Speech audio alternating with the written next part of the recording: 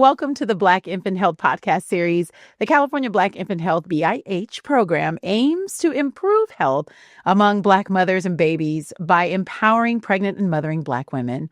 I'm your host, Kameron Greene, and today's topic is the postpartum truth. Healing and holding it together. And I think that's what we all trying to do, just hold it together. So I've got some fantastic ladies here to talk a little bit about their experiences. We're going to have a little bit of a conversation, some kitchen table conversation, I like to say it, and we'll dive right in. Why don't you introduce yourself, if you would, please? Absolutely. So my name's Imani Onyia. I'm one of the participants and a recent graduate of the Black Infant Health program in Long Beach. And I'm Angela Dixon-Hamlett. I'm program manager for Black Infant Health Long Beach and mental health professional. Welcome, Imani and Angela. And I am really excited about this conversation because it touches on the topic of postpartum. And I want to start with you, Imani, and talk a little bit about what part of this experience caught you off guard? What part of the postpartum experience caught you off guard? Ooh, great question. I'd safely say that before I had baby, I was that person who's usually very active. Someone called me a gym girly. I was working out 3-4 times a week on average. And I thought that me being active prior to giving birth would kind of prepare me for anything that came with after giving birth or after delivering my baby. And I think the main thing that kind of caught me off guard is how much, pain you can really be in from just I had a C-section, so I had to deal with a lot of the air still in my body, and a lot of that can build up and be very, very, very painful. But I'm happy that I was, for the most part, active and had strong legs that helped me be able to learn you have to learn how to walk all over again, all that when you have C-section. So I wasn't prepared for it, but when it came time for me to throw me in, coach, I was like, okay, Imani, you gotta really do this. You have to lean on, your strengths because your core is so weak. I had to start all over again. So I think the biggest thing that caught me off guard is that everyone's healing journey is different, not only physically, but mentally and emotionally, and you have to treat yourself with grace. You have to, because in our minds, we're just thinking I'm just had a baby, get back up and get back to life. No, it's different for every mom. And so I have to really slow down and embrace that. So I'm happy that Black Infant Health kind of embraced me in that process and tried to prepare me as much as possible, because you can plan all day, because I am a planner, but you have to be ready to pivot for what's best for you and your health, for what's best for you and in the baby too. So that's probably the main thing that caught me off guard. That's a perfect segue. Angela, how is BIH centering postpartum recovery and making that part of the conversation with the groups that you convene, with the ladies, and helping them understand that this is a natural part of the childbirth process? Absolutely. We actually start in prenatal because I'm a believer and the staff is a believer in let's talk. Let's put it out there.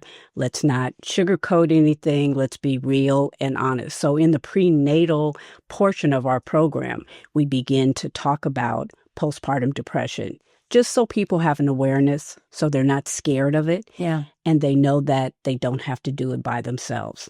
And then once we're in postpartum, we really dig into some of the signs, some of the symptoms, and we just allow them to tell their stories, because everyone has a unique story.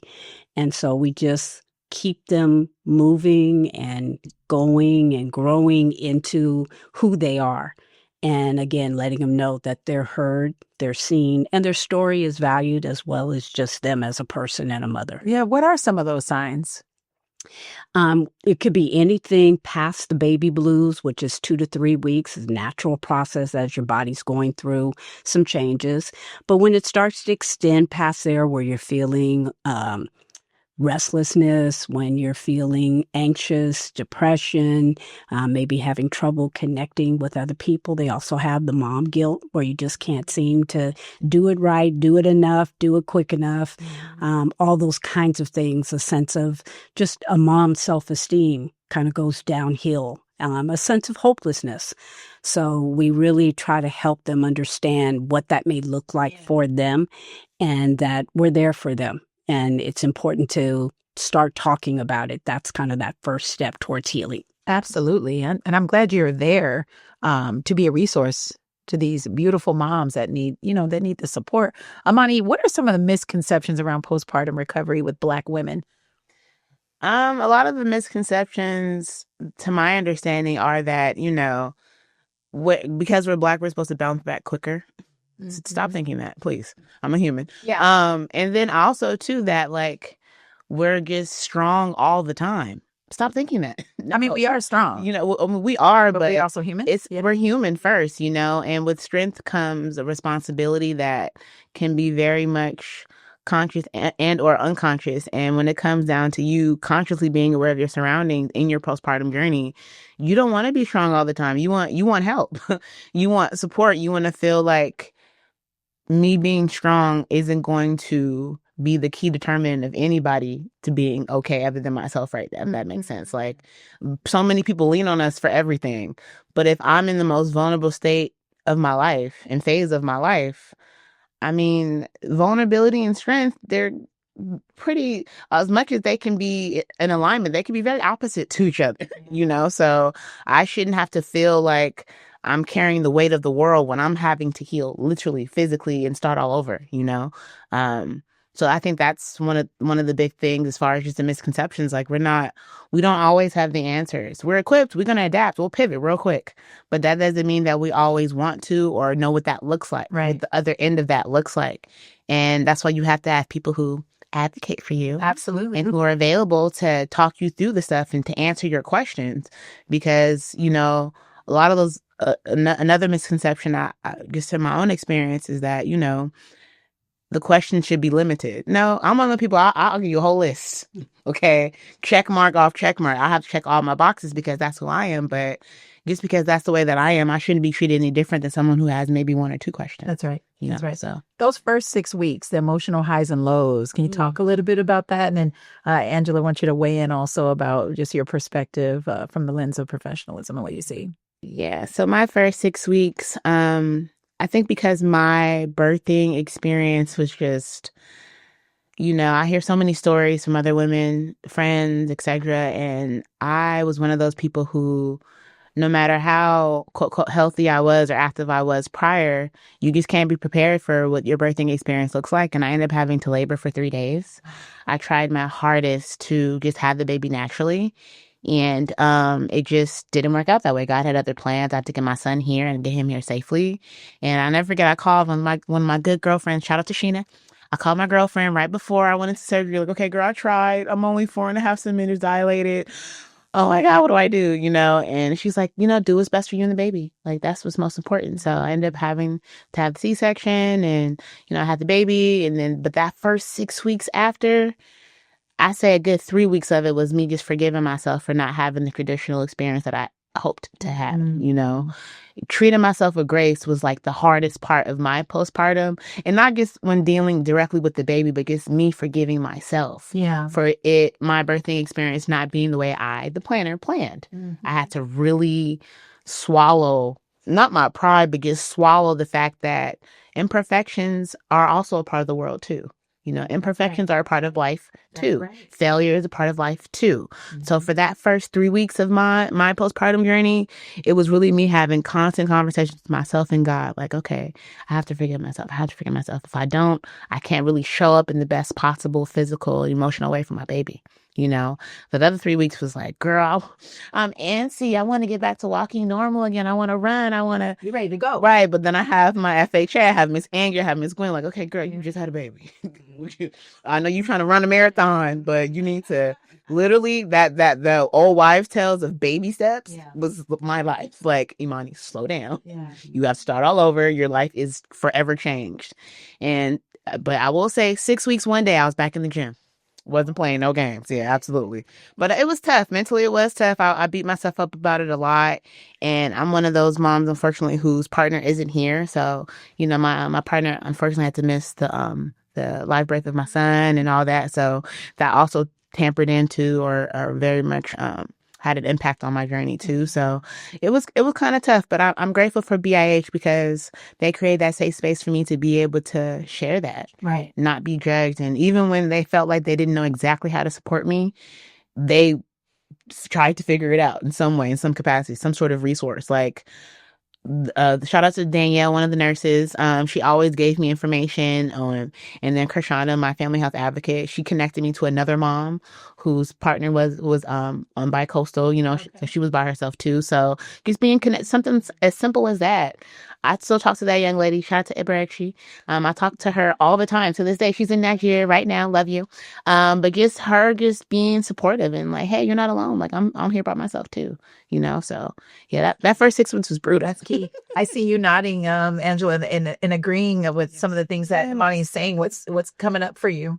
Well, I think she beautifully said, all the feelings that occur that sometimes our moms just aren't ready for. And on top of your physical body readjusting, having this beautiful new baby, but the responsibility, and then for your labor and delivery, not to have gone the way that you thought it was going to be, the way you thought it was supposed to be according to the movies and TV and even just your own birth plan. We find that we really have to help them forgive themselves because there's nothing that they didn't do. And also to help them understand that this is very common. It happens. And there's lessons to be learned to share with other moms and ways to connect, and that it's okay that things may not go perfect. In fact, that's probably one of the biggest lessons of parenting, that there's not always going to go the way that you'd like it to, but guess what? You're going to survive. You're going to do more than that. You're going to thrive. Yeah. What are some of the signs families should be watching for with new moms? I think many times moms hold on and hide some of their feelings. And so you really want to look at that mood change, that isolation.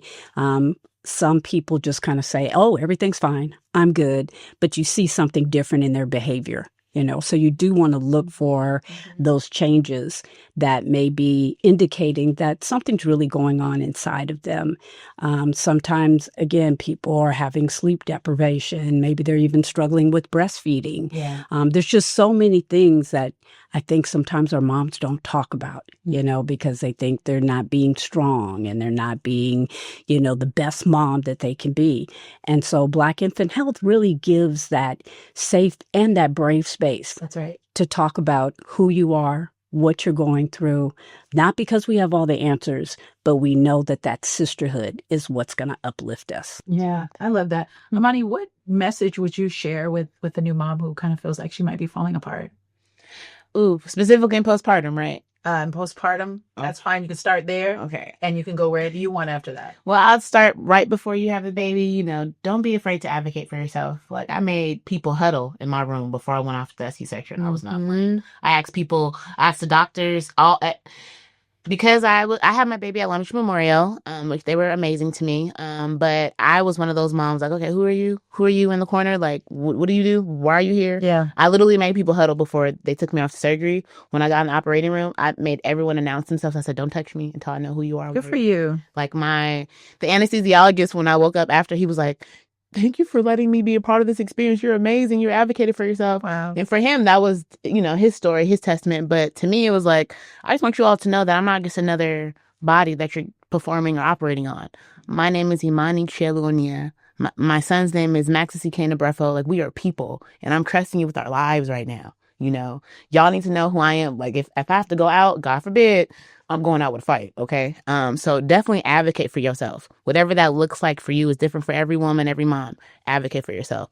And then when it comes to postpartum, I can't say it enough. Lean into your village, to have a safe space where me and my baby can go, even if every Wednesday for postpartum class or every Tuesday for prenatal class. And I was wobbling pregnant. I always felt like someone cares if I'm showing up today. Someone cares if I ate today. Someone cares if I washed my face. Little stuff like that, it matters. It really, really does. And you don't really think about it until you can't move your legs because you got epidural in your back. You feel like basically lifeless, the waist down, until you have someone trying to give you ices or ice cream to make you feel better because you flaming hot or you uncomfortable. And, just lean on your village. Lean on the people who may or may not know exactly everything that you need, but you know that they'll listen. Mhm. You know, and I think that's very, very important, having that as a Black woman specifically and as a Black mom. Lean into your people, because there's people who do really care for us, who look out for us, whether it's through Black Infant Health, whether your immediate family, whatever that village or your village looks like. Like, tap in. Yeah, we were talking, before we began about a new movie that's come out and a certain scene where the Black woman responds, "Thank you, I feel seen," after a really kind of traumatic experience that we're reliving, right, in the movie as the movie unfolds. And being seen, I'm hearing you, and that sounds like that's resonating, and rising to the top is the theme of being seen. Absolutely. What do you think villages should do specifically to make sure that new Black moms are seen? Great question. I'd say that the best way is to just continue to create those environments to where it's inviting for us. You know, I think me and my mom have these conversations all the time about how as Black women, we're always often tolerated but rarely celebrated, right? Mm-hmm. This is different. Black Infant Health celebrates you as a Black mom, you as a Black woman, every step of the way. And that all has contributed to my experience as a participant, yes, but just as my perspective as a Black woman who we don't have, I don't want to say we have access to it, because those organizations, they exist out there, but I can't speak to them. This is, we're talking about Black Infant Health and everything, but I think one of the reasons why their rapport is so just grand is because of how much we do feel safe with these women, how much our kids do feel comfortable with these people around us, how much these people do advocate for us, and that all kind of contributes to a Black woman feeling heard. I think that's one of our love languages. That's right. Usually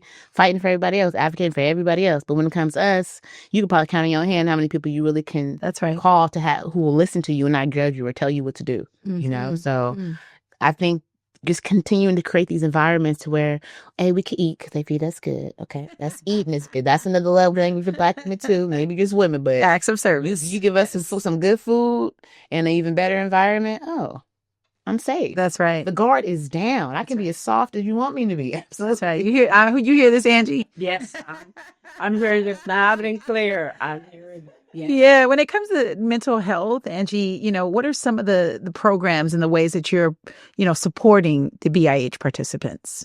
Well, I think one of the main ways is to let them know that it's okay to not be okay, and that we are here to listen to you, to do anything we can to support and to help you. And you have sisters all around you. That's right. That want to do that too. You have to be open to that. And as you can tell, Imani is a great example of someone who is open, looking for, how can we work together? And I think we just have to get back to that and to keep recreating that in different ways. It could be me holding her baby while she gets some lunch, because it's hard to navigate holding your baby and get your plate and dish up your food, I've even had moms say to me as they're walking out the door, I'll say, oh, let me get the door for you. And they were like, no, I know how to do it. You know how we do it with a little hip motion and elbow. I said, but you don't have to do that here, because you got us. That's right. I said, so take advantage of that, because you may not have it at the grocery store when you go there, but this is a safe, brave space that's culturally affirming. And we are here to love on you and to lift you up in the best way that we can. And we just want you to keep growing, and we want your baby to keep growing too. And I know there's physical changes that are associated with postpartum. Can you talk a little bit about that? And then, Imani, I'm going to come to you to talk about how we need to redefine beauty. Well, definitely, some women have an easier time kind of bouncing back to, however they looked, prior to pregnancy. But we also tell them, it also says you kind of got that motherhood warrior, feel about you too. Things are going to look a little bit different, and that's okay. There's no judgment at Black Infant Health. And that's one of the things I really love about it, is we all look different. We're not monolithic, but we can still come together. So I think that's definitely the physical recovery is different for everybody. Some people can do it in 6 weeks, 2 weeks, sometimes it takes a year, and that's okay too. We also know that things change mentally for each person, both in terms of how they approach their family, how they feel seen and heard at that point, how they interact with their baby. There's just so many different aspects of that. So we're always trying to help them understand those signs and symptoms and to know we're not there to judge them. Yeah. And it's okay to not to be okay. It's okay, and you don't have to do it by yourself. Right. We're here to help you. That's right.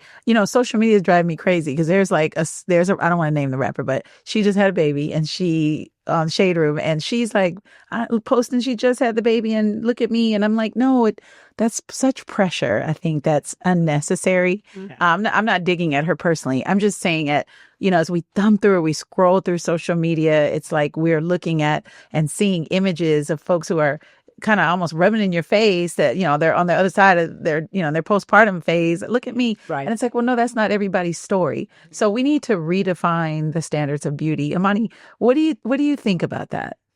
I think that America is one of the main countries where we literally lose people from comparison. Like people spend so much time and invest so much time trying to compare their life and their reality to someone else's. And that's, in a way, it can be very toxic. I'm not saying there's nothing wrong with looking at other, people and things and how people live their lives. There's nothing wrong with that at all. It's innocent. But when it comes to you feeling validated by what you see through someone else, that's where it becomes a problem for me. I think as a new mom and a first-time mom, again, super active. I was auntie before I became a mom, okay? Midriffs all the time, a little tights. I'm a mom. I thought moms wear like jogger pants and big t-shirts, but I've seen some fabulous moms. Oh, absolutely. Okay? So now I'm just like, I just wear like all the quote, quote imperfections that I've gotten after my son down to even the skin. We're working on it. I'm just like, thank you. I'm just like, I embrace it all because I went through all this to bring a whole human here. That part. Like prior, I was just like, I was one of those people like, I'm not going to let myself go. I'm going to be super active. Girl, please. That last month, I was waddling. I was tired, feet wide, nose wider. Then I had him. I'm like, oh my God, look at my face and all this stuff. But my son will be 5 months next week, actually. And I'm just like, okay, I see what Fantasia meant about the baby making hips and the, and the dips and the curves and stuff. I embrace it because it makes me, I feel like a fuller woman now, and I guess I look at my mom completely different. I always think her like, Mom, you went through a lot to bring me here. I get it. So I guess I think to answer your question, redefining beauty now, especially as a new mom or as recently given birth, just love and appreciate yourself for the work that we've done, the miracle that we've completed. Like that's beautiful in itself, honestly.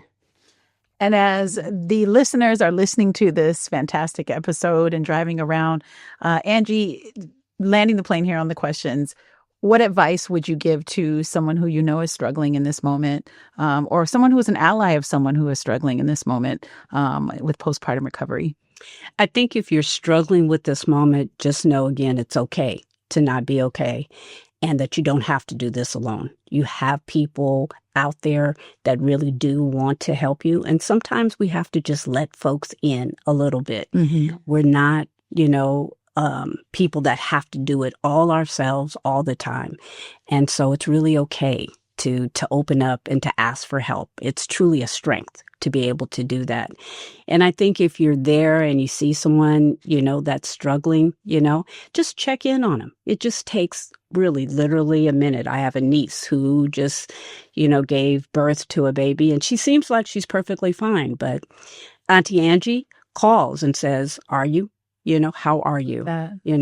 Because sometimes that opens up that opportunity for them to talk. Mm-hmm. Because again, as Imani's saying, you think you got to have it all together all the time. And you're judging yourself much more than many times people are judging you. Mm-hmm. And so we just, want to keep letting them know we're here for you. We hear you.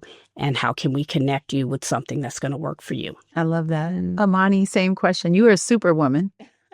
You just gave birth to an amazing baby. Mm-hmm. What advice would you give a mom who's struggling a little bit, or even someone who's an ally to someone who is struggling a little bit with postpartum recovery? BIH is really big about goals and gratitude. Every class they talk about goals and gratitude. They start with it and they end with it. And I think as for a new mom, just as some words of advice, create your goals, even if they're small goals, like go outside and take a walk or take a bath unbothered with the phone off, right?